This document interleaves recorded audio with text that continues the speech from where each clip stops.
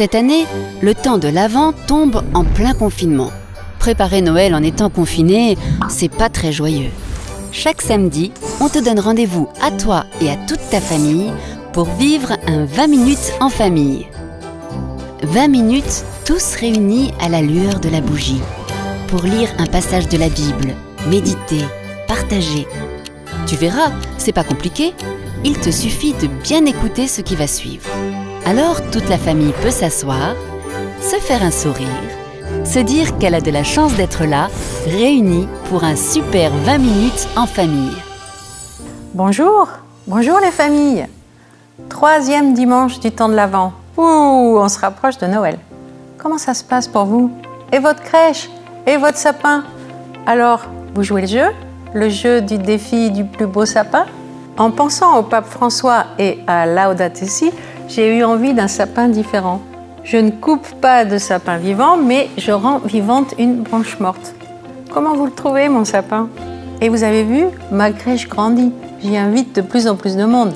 Je me dis qu'une crèche, elle doit être vivante, elle aussi, comme la Bible. Elle doit parler d'aujourd'hui. Alors j'ai sorti mes santons, moi j'adore ce moment de l'année, mais j'ai rajouté des personnages de notre siècle et des voitures et des Playmobil. En fait, Jésus, il traverse tous les siècles. Il est vivant de siècle en siècle. Nos crèches, elles touchent un peu à l'éternité en fait. Qu'est-ce que vous en pensez? Et les bougies? Combien de bougies aujourd'hui? 3. Ah, ça éclaire de plus en plus. Moi, j'ai mis des bougies un peu grandes pour vous épater. Mais l'important pour relever le défi du plus beau sapin et de la plus belle crèche, c'est pas du tout d'être le plus grand, c'est d'être le plus vrai. De ressembler le plus à ce que vous voulez faire, vous. Être le plus inventif. Et en plus, comme c'est pas facile de faire les courses en ce moment, décorer avec ce qu'on a déjà dans la maison, c'est encore mieux, encore plus personnel. Qu'est-ce que vous en dites? Bon, moi j'ai très envie d'écouter les messages. Vous aussi? Vous en êtes où avec vos messages? Ils sont collés dans votre cahier de l'Avent? Oh, j'aimerais bien être une petite souris et venir voir dans vos familles à quoi ressemblent vos cahiers de l'Avent. J'imagine qu'ils sont tous plus beaux les uns que les autres. Allez, les messages. Dieu est pauvre, car Jésus est né à l'étable. Dieu et Jésus ont choisi de rester pauvres, car s'ils étaient riches, on ne pourrait pas les aimer à leur juste valeur. Noël, c'est la naissance et l'anniversaire de Dieu, Jésus, en bébé. C'est fragile un bébé, c'est fragile Dieu pour moi. Le jour de la naissance de Jésus, ce n'est peut-être pas le 25 décembre exactement. Mais ce qui compte, c'est qu'est-ce qui commence dans mon cœur quand je pense à Noël? Dieu nous offre un cadeau, mais avec quoi il le paye? Avec la carte bleue de nos cœurs à tous. Il le paye en nous créant. Il nous crée chaque jour. Faire un pas vers Dieu le jour de Noël. Je pense que notre vie est indispensable aux yeux de Dieu. Si on n'était pas là, je ne sais pas ce qu'il ferait. Ces messages m'étonnent et ils me font beaucoup réfléchir. Je me demande, est-ce que les messages écrits dans votre famille vous intéressent vous aussi? Et si oui, vous pouvez évidemment les lire, comme ceux qu'on vient d'écouter. À tour de rôle et à voix haute, chacun de vous lit un message. C'est encore mieux si chacun lit le message qu'il a reçu en cadeau dans sa chaussure. Comme ça, c'est anonyme. Personne ne sait qui a écrit le message qui est lu. C'est un super moyen pour en parler plus facilement. Parce qu'on écrit beaucoup mieux quand on sait qu'on ne va pas être obligé de lire son propre message, mais qu'on va pouvoir lire celui de quelqu'un d'autre. Vous voyez pourquoi? C'est moins gênant en fait. Bon, je vous laisse en famille. Le silence dure 4 minutes. Si vous voulez plus longtemps, vous pouvez vous mettre sur pause. Vous pouvez aussi réécouter les messages. À vous!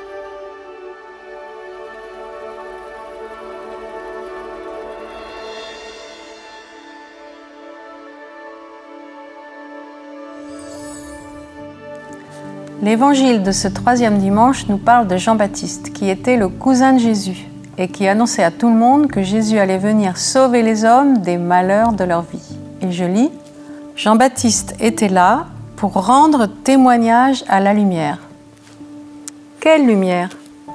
Qui s'appelle lumière dans ce texte? Le Seigneur est la lumière de mon cœur, mais je ne le trouve pas toujours, le Seigneur, même quand je le cherche. Parfois, je n'ose même pas croire qu'il habite dans mon cœur. Question. Comment est-ce que je peux éclairer mon cœur et découvrir que Jésus l'habite déjà, sans attendre de naître le jour de Noël? Comment est-ce que je vais comprendre qu'il ne me quitte jamais, qu'il ne m'a jamais quitté, même si je ne le vois pas, même si j'oublie parfois complètement de penser à lui? Comment puis-je, moi aussi, rendre témoignage de la lumière qui m'habite, surtout si je ne suis pas complètement sûre qu'elle m'habite? Repensez aux messages qui ont été lus. Dieu est pauvre, il ne fait pas de bruit, mais il éclaire. C'est comme la bougie. La flamme est petite, toute petite même, mais elle est là. Ça change tout dans l'ambiance d'une pièce, une bougie, non? Et Dieu est fragile. À Noël, il se montre comme un bébé. Il a besoin qu'on en prenne soin. Dieu est aussi le commencement de quelque chose. Le commencement de quoi, vous croyez? Et pourquoi carte bleue et Jésus sont deux mots qui ne vont pas du tout ensemble? Si Dieu est la lumière, ça passe partout la lumière. Vous avez déjà vu la lumière du jour demander une facture pour vous éclairer? La lumière de Dieu, elle est gratuite, illimitée. Comment est-ce possible? Et si ça n'était possible que si chacun de nous fait un pas de plus? Devenir aussi indispensable à Dieu qu'il est indispensable à notre vie. Ça se traduit comment en français? Devenir indispensable à Dieu. Oser mettre un peu de la lumière fragile de Dieu autour de nous, en nous. Comment fait-on?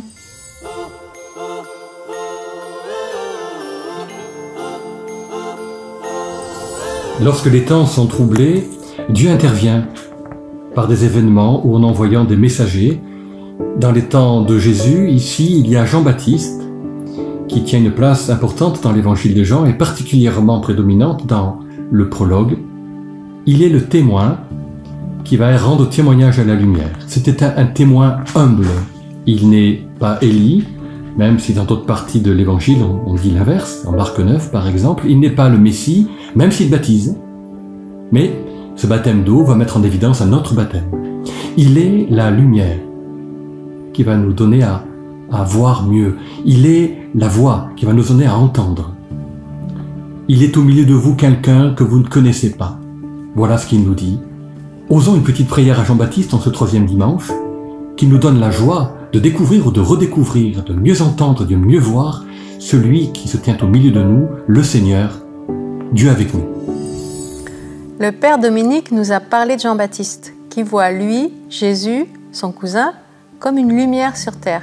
Et je vous ai dit comment je fais pour transformer en lumière ce qui est dans mon cœur très fragile. Je fais un pas de plus. Et vous, comment vous faites? Nous allons explorer le silence comme une visite intérieure. Première fois que je me sens genre invité chez moi, m'a dit un jour Sam, et il avait 14 ans, et il venait de faire la minute de silence. Alors le silence, vous vous souvenez, on met les mains sur les genoux, on s'assied correctement, on met le dos droit, la tête dans l'alignement du dos, et on ferme les yeux. Et là, vous laissez tous les sons qui vous embêtent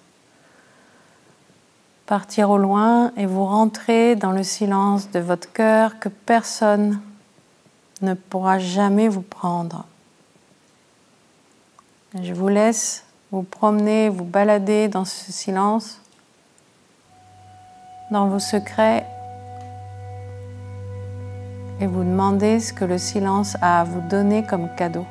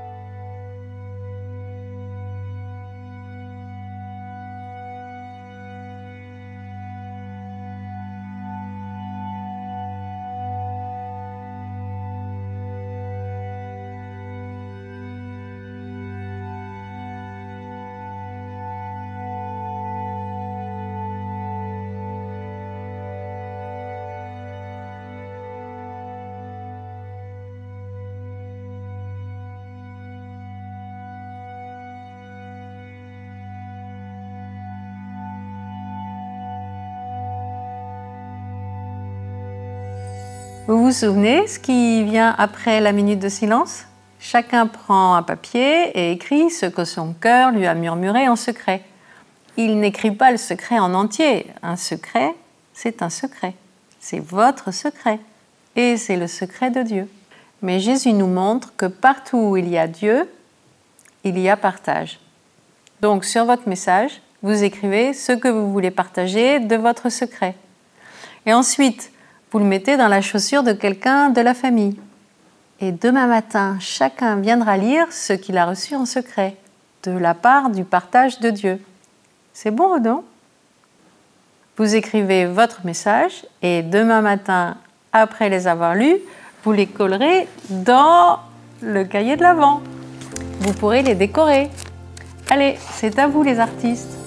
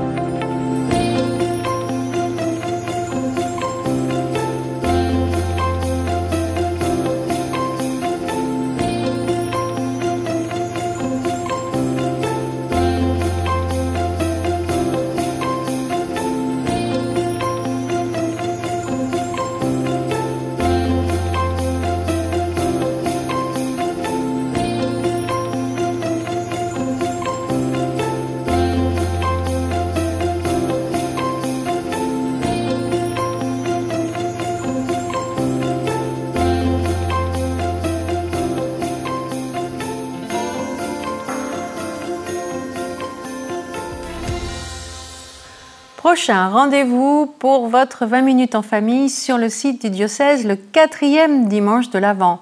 Oh, mais si c'est le 4e dimanche, ça veut dire que ce sera bientôt le dernier. Encore combien de jours? Vous les avez comptés? En fait, quand on a Jésus dans son cœur, c'est comme si le temps n'existait pas. Jésus est éternel. C'est difficile à comprendre, mais c'est vrai. On le comprend mieux quand on dit amour ou joie. On devine bien que l'amour, s'il existe, il est fait pour dépasser le temps. Il est fait pour remplir l'univers, pour dépasser toutes les barrières du temps.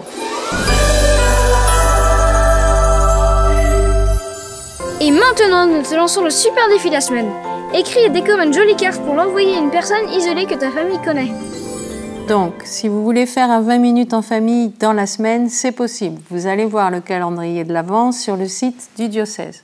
Et chaque jour vous attend un message pour votre 20 minutes en famille ou pour votre prière du soir. Bon chemin vers Noël!